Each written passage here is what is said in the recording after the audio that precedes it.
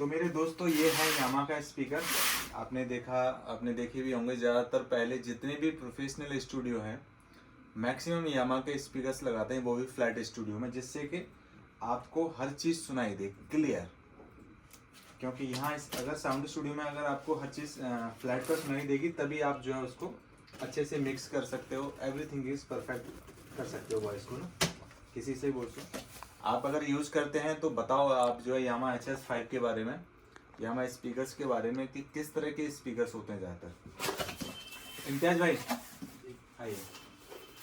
और ये है इसमें क्या है, इसमें पावर केबल। वाह, आइए मालिक,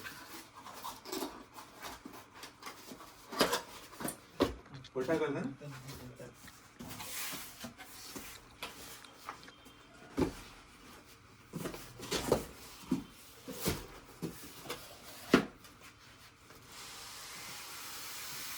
वाह,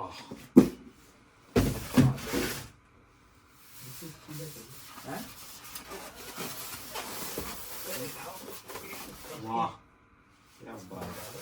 अब इसको ऐसे उठाएंगे।